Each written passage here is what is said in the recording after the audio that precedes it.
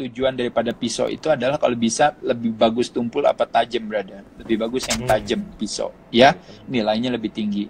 Cuma problemnya pertanyaannya orang suka nanya, kalau pisau tajam itu bahaya atau enggak? Jawabannya adalah apa? Jawabannya adalah tergantung. Tergantung siapa yang pegang. Nah, tergantung siapa yang memegang pisau itu. Kalau istilahnya namanya identitas atau hangkara gitu ya. Nah, jadi ibarat budi atau ibarat akal budi atau pikiran kita, kecerdasan kita, itu tergantung siapa yang megang. Nah, kalau yang dipegang kecerdasannya dia pakai buat supaya jadi fasih dalam menyolong atau fasih dalam menghasut, ya otomatis kan berhasil gitu. Tapi kalau kecerdasannya dipakai fasih dalam arti mengajak orang untuk jadi mendapatkan kebermanfaatan gitu, ya tentu juga akan jadi lebih bagus. Tapi yang lebih unik dari banyak orang itu adalah pisaunya diasah, tapi pas dipegang yang megangnya itu adalah orang yang acuh, tak acuh, orang yang ignorance, ya, orang yang istilahnya ibaratnya memberikan bayi itu pisau. Nah, pada saat itu dia bisa pakai itu buat motong-motong apa aja, termasuk dia bisa motong jarinya sendiri. Gitu loh maksudnya. Nah, jadi yang terjadi hari ini adalah membayangkan pikiran manusia itu, ya, dengan dibombardir oleh berbagai berita dan sebagainya, akhirnya pikirannya atau pisaunya itu jadi menusuk kepada dirinya sendiri. Sehingga akhirnya ketika pisau kitanya udah berdarah-darah badannya, lalu kita mengharapkan untuk rileks dan tenang, nggak terjadi gitu. Makanya kenapa skenarionya jadi optimal gitu. 1, isolasi, 2, makan banyak, 3, pekerjaan dipecat, usaha tutup gitu. Jawabannya simpel sederhana, jangan panik gitu ya. Pada saat itu nggak terjadi. Berarti nggak terjadi. Nah, makanya kenapa kalau kita cerdas, apa yang kita lakukan? Kalau kita mau mengidentifikasi diri kita dengan logika ini semuanya nggak masuk akal. Tapi yang bisa kita lakukan adalah apa? Bukan berfokus kepada gerakan pikiran kita, tapi berfokuslah pada gerakan nafas kita. Karena isi pikiran kita memang hampir sebagian besar itu memang isinya sampah. Nah, jadi yang kita fokuskan itu, yuk kita bernafas. Makanya kenapa sekarang ini temanya adalah belajar nafas. Jadi gimana dong cara belajar nafas? Ya, tadi saya katakan, cara yang paling gampang sederhana. Sebelum kita nanti ngomongin di next berikutnya ya, kita ngomongin soal strategi-strategi, ada Wim Hof, ada yang lain-lainnya. Pranayama dan sebagainya. Yang nomor 1, teman-teman sekalian, terlepas daripada teman-teman sebelum mikir atau lompat dalam sebuah konklusi atau senang berargumentasi dan sebagainya, silakan saja. Tapi cara yang gampang adalah tarik nafas 1, 2, 3. Iya, buang nafas dari hidung 4, 5, 6. Waktu nafas pelan-pelan rasakan untuk apa yang masuk lewat hidung kita dan keluar lewat hidung kita dengan cara yang halus, brother. Jadi halus. Buang lagi. Tarik lagi. 1, 2, 3. Buangnya 4, 5, 6. Kita biasakan terus-menerus ya teman-teman lakukan hal tersebut. Nah, nanti setelah itu pelan-pelan, kalau mau tahu di pagi hari ya, cara mau tahu kemampuan kita menahan nafas itu bisa dijadikan satu indikator, brother. Contoh, paling gampang misalnya, waktu kita baru bangun tidur, kita kan tarik nafas ya. Baru bangun nih, udah benar-benar bangun ya, kita tarik nafas kan. 3 detik, buang 3 detik, langsung tutup mulutnya. Tutup hidungnya. Ya, mulut juga ditutup ya. Tutup hidung, lalu langsung tahan nafas. Nah, kalau orang yang sehat normal itu dia harus bisa tahan nafas itu bisa antara 20-40 detik. Maksudnya apa? Maksudnya adalah kalau kita bilang, oh iya saya masih bisa nahan kok sampai 1 menit, 2 menit gitu ya. Cuma kalau nafasnya waktu kita tahan itu membutuhkan sebuah kejujuran. Jadi kita cuma tarik nafas 3 detik, brother. Buang 3 detik, pas buang langsung tutup mulut, tutup hidung dan mulut. Pada saat itulah brother akan lihat kira-kira badan akan bereaksi awal, keinginan untuk mau nafas itu udah mulai di detik keberapa. Nah, pada saat itu udah mesti dilepas. Nah, pada saat itu kita bisa lihat, kalau seandainya baru 10 detik aja tiba-tiba udah kita mau lepas, pada saat itu artinya kita tahu, wah, ini berarti kemampuan saya untuk bernafas itu rendah. Maka dari itu saya mesti mulai meningkatkan kemampuan saya untuk menghirup oksigen dengan baik. Nah, bagaimana cara ngelatihnya kita untuk menghirup oksigen dengan baik? Caranya gampang. Fokusnya, nah ini kebalikannya daripada Wim Hof nanti yang fokus ke immune system, ini kita fokus kepada bagaimana caranya menghirup udara, punya kemampuan untuk menghirup udara dengan baik. Jadi artinya, kalau ini kita ngomongin tentang konsep yang namanya sel darah merah, konsep yang namanya hemoglobin, konsep yang namanya oksigen. Nah jadi, fokusnya brother adalah bukan fokus ke tarik nafasnya, tarik nafas tetap normal, pelan, 3 detik, lalu buang. Waktu kita buang, kita benar-benar rasain, itu yang namanya udara dari hidung kita rasain. Begitu kita buang panjang, kita tarik sebentar lagi dikit, pas buang kita rasain. Ini betul-betul disadari. Kita tarik panjang, iya betul-betul mindfulness brother, ini mindfulness breathing ya. Tarik lagi nafasnya, ke dalam lagi pelan, itu nggak boleh ada bunyi, nggak boleh ada apa. Lalu buang lagi nafasnya. Tanpa bunyi juga, tanpa ada apa. Sampai akhirnya nanti kita akan ngerasa berat sekali karena kita mulai kehabisan nafasnya. Karena kita CO2-nya itu makin banyak brother.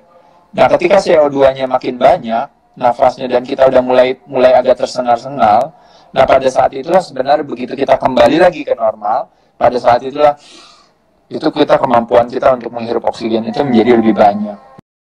Sebenarnya konsep daripada kita bernafas itu sebenarnya kalau berada tahu itu adalah bukan dengan cara bernafas kencang, tarik masuk ke dalam dengan membusungkan dada kita, tapi sebenarnya lebih kepada membuat sebuah efisiensi dalam hal bernafas. Yaitu adalah dengan cara semakin nafas kita semakin pelan, kebutuhan kita semakin ibaratnya terpenuhi gitu. Nah, tapi ketika kita lagi panik, lagi kesel, lagi stres, lagi apa, memang akhirnya tidak memungkinkan gerakan nafas kita untuk seperti itu. Nah, pada saat itulah makanya badannya menjadi melemah. Jadi sekali lagi teman-teman ngerti ya, jadi hanya sesuatu yang sederhana hanya dengan belajar nafas dari hidung, keluar dari hidung, pada saat itulah sebenarnya teman-teman bisa melihat ibaratnya kayak ada satu perubahan dalam hal kualitas kesehatan yang sederhana. Nah, nanti pembelajarannya nanti kita bisa akan lihat lagi, mulai dari imun sistemnya jadi lebih baik, kualitas tidur jadi lebih bagus. Selain itu juga teman-teman didominasi oleh yang namanya parasympathetic nervous system, ya. Kalau kita ngomongin soal kita latihan, saya sering kan ngajarin teman-teman latihan, tarik nafas dari hidung, buang nafas dari mulut, tarik nafas dari hidung, buang nafas dari mulut. Itu sebenarnya lebih kepada tujuan fungsi, brother. Kalau tujuan kesehatan sebenarnya tarik nafas dari hidung, buang dari hidung. Tapi kalau tujuannya berlawanan dengan Wim Hof ya sebenarnya. Iya, sebenarnya berlawanan, tapi ada fungsinya, brother. Sekali lagi maksud saya. Nah, kalau fungsinya untuk kita lagi istirahat di rumah, kita lakukan itu yang sehari-hari. Tapi kalau fungsinya buat ngangkat beban, berarti kan kalau ngangkat beban misalnya, saya mau menggunakan rely on parasympathetic nervous system, tapi tiba-tiba ada macan mau nyerang kita, brother. Gimana, brother? Oh iya, kita tenang aja, santai, terakhir digigit macan, kan gitu ya. Nah, jadi yang ada kita harus lari. Kita harus lari dari macan. Jadi kalau misalkan kondisinya seperti sekarang, orang lagi pada stres, kayak tadi kehilangan pekerjaan, kemudian di isolasi di rumah, kemudian pikirannya kacau semua. Nah, berarti yang mau tidak mau yang harus dilakukan adalah memang kita harus paksakan bernapas dengan lembut tadi ya berarti ya. Betul. Untuk merubah kondisi emosinya, kondisi pikirannya. Jadi responnya itu perlahan-lahan ditransisikan ya berarti ya. Betul sekali, itu maksud saya. Jadi artinya kita nggak akan pernah bisa positive thinking karena positive thinking hanya cuma 15%, kalah berarti kan 85%. Ya, jadi fokusnya itu dirubah dari yang tadinya worry, yang tadinya takut, dirubah fokusnya ke nafas aja. Simpel dan sederhana seperti itu ya. jadi pemaknaannya adalah bukan fokus ke kepala, tapi fokusnya ke badan melalui breathing control, gitu maksudnya. Nah, jadi nomor 1 itu dulu cara yang simple, sederhana yang tadi saya bisa katakan, karena itu nanti hubungannya dengan imun sistem kita. Iya, betul, gitu ya. Nah, jadi lakukan dengan cara yang sederhana, yaitu adalah nafas yang efisien melalui hidung, tarik, buang melalui hidung juga. Itu yang gampang, sederhana banget, ya. Itu nomor 1 tipsnya. Nanti kita ngobrol lagi yang lain karena nanti waktunya ntar nggak keburu.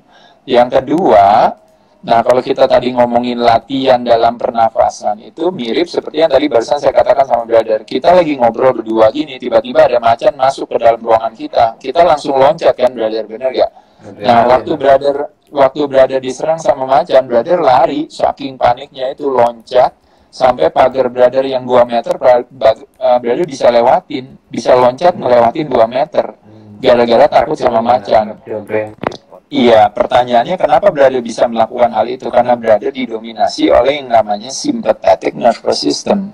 Jadi, blood vessel brother yang ada di guts brother, itu dia akan berfokus hanya cuma ke kaki dan tangan. Dan pada saat itulah, semuanya akan berfokus kepada si sympathetic nervous system. Pada saat itulah, akhirnya brother berhasil melalui ancaman dari gigitan si macan tadi. Gitu. Paham ya brother ya? Jadi bukan berarti sympathetic nervous system itu nggak ada manfaatnya, bukan. Justru sympathetic nervous system itu ada manfaatnya. Saya tanya lagi sama brother, waktu brother mau latihan sama saya, kita latihan mau squatnya mau sampai 100 kilo, 200 kilo. Waktu brother mau ngangkat, tarik nafasnya kayak gimana juga brother? Brother tarik nafasnya, ya kan? Betul. Melalui ibaratnya dadanya yang dinaikin kan, benar-benar hanya untuk mau ngangkat beban itu. Pada saat itulah kira-kira menurut brother dominasinya si simpatetik apa parasimpatetik? Betul, otomatis. Iya, betul. Fight and flight artinya ingin mengangkat itu secepatnya gitu kan. Nah, jadi kembali lagi teman-teman, nafas kita itu bisa dilakukan sesuai dengan fungsi kita masing-masing gitu. Waktu kita melakukan Surya Namaskar, brother, waktu melakukan yang namanya sun salutasi pagi hari, mandi sinar matahari, kita di taman, teman-teman pernah lihat saya melakukan itu di mana? Di Instagram ya gitu ya. Kira-kira kita mau fokusnya kemana, brother? Pada saat waktu kita melakukan itu. Betul, ke parasimpatetik.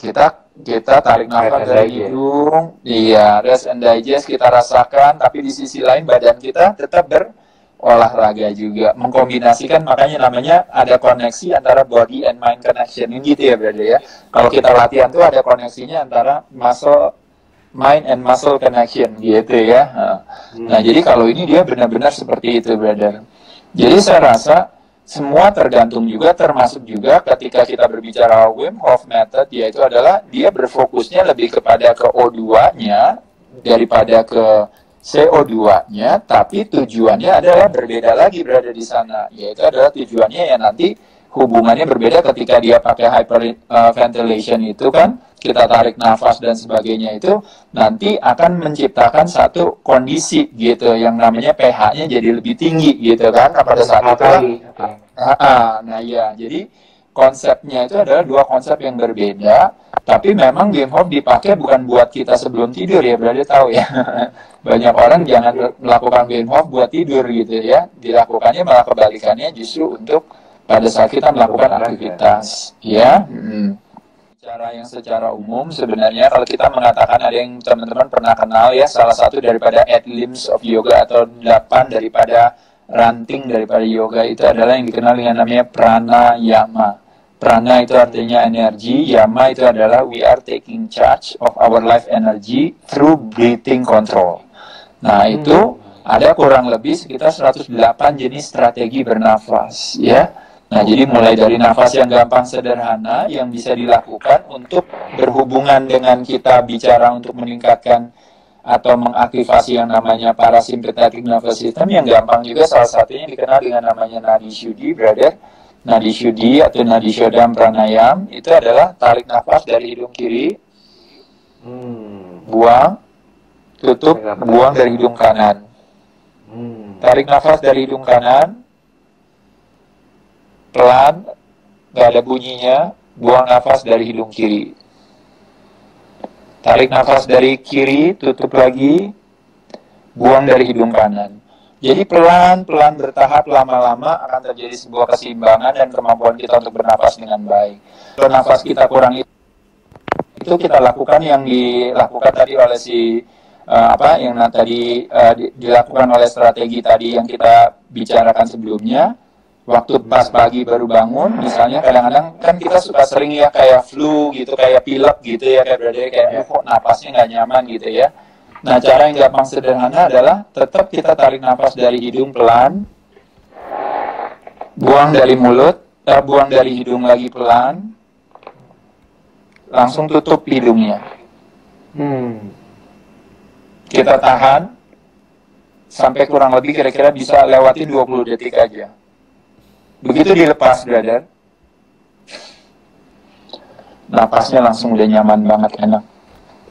Kenapa hal itu terjadi? Ya itu tadi saya katakan tadi. Ya jadi di sini bicara sel darah merah, bicara hemoglobin, bicara soal oksigen dan sebagainya. Jadi unik ya kalau teman-teman sekalian, kadang-kadang kita banyak sekali ilmu pelajaran tentang bagaimana melipat gandakan uang, investasi dan sebagainya. Banyak caranya bagaimana kita melipat gandakan massa otot di dalam tubuh kita. Bagaimana kebalikannya kita melipat gandakan pengurangan lemak di dalam tubuh kita gitu ya. Nah, bagaimana kita caranya mengurangi kalori di badan kita dengan supaya menghindari terjadinya kehadiran insulin sehingga pembakaran lemak atau badan akan menggunakan ketone body sebagai sumber energi yang lebih solid dibandingkan dengan glukosa dan sebagainya. Itu semua kita pelajarin. Nah gitu, tapi dalam hal nafas tuh kita suka take it for granted gitu. Mena-mena. Nah jadi jadi teman-teman sekalian adalah menyenangkan sedikit demi sedikit aja kita belajar. Nah itu kayak bayangin pranayama tadi saya bilang itu baru satu. Nanti masih ada berarti 107 lagi yang lain ya, yang bisa dipelajari. Saya juga paling belajarnya cuma paling 15, cuma 10 gitu. Saya juga bukan orang yang profesional dalam hal ini, tapi satu hal yang menjadi satu kesenangan saya dari dulu sampai hari ini itu adalah berada apa? Yaitu adalah saya melihat, membayangkan tangan saya ini tangan kosong ya. Nah, ini kalau seorang bela diri sejati ini kayak gini nih. Jadi tangan kosong, nggak ngapa-ngapain gini, lalu kita bertanya sama diri kita, apa yang bisa saya lakukan ya? Ibarat kayak kalau teman-teman paham ya, tubuh manusia itu begitu sempurnanya, bisa menciptakan obat bagi dirinya dan juga bisa menciptakan racun bagi dirinya. Nah jadi bisa bayangkan kok gimana caranya obat bisa tercipta atau racun bisa tercipta, bagaimana ceritanya seseorang yang satu meninggal gara-gara kanker, yang satu bisa sembuh gara-gara kanker, yang satu jadi cacat setelah stroke, yang satu jadi pulih setelah stroke, yang satu tiba-tiba bisa setelah koma dalam berapa lama tiba-tiba bisa kembali pulih, yang satu tiba-tiba koma selamanya gitu misalnya dan sebagainya. Itu sesuatu yang menyenangkan untuk kita pelajari gitu ya. Termasuk juga kayak saya senang belajar tentang ibaratnya kok bisa ada misalnya 999 orang mati gara-gara rokok, tapi satu orang bisa hidup meskipun dia tetap merokok. Nah pertanyaan saya adalah, terlepas daripada dia cuma 1% daripada 99% yang lain yang akhirnya harus terkena kualitas kesehatannya gara-gara merokok. Tapi yang justru menjadi pertanyaan bagi diri saya adalah bagaimana ceritanya yang katanya rokok itu bisa mematikan bagi seseorang, tapi orang ini kok bisa nggak mati gitu. Nah pasti ada yang dia lakukan yang kita nggak tahu gitu. Nah pada saat itulah makanya kenapa kita coba cari tahu apa ya yang kita bisa pelajari dari situasi ini. Di Binaraganet, kami selalu percaya bahwa setiap orang pasti bisa memiliki tubuh yang ideal dan sehat. Dengan subscribe, like, dan share video ini, Anda turut membantu membangun Indonesia sehat dan kuat. Salam Jelas Fitness, saya JP.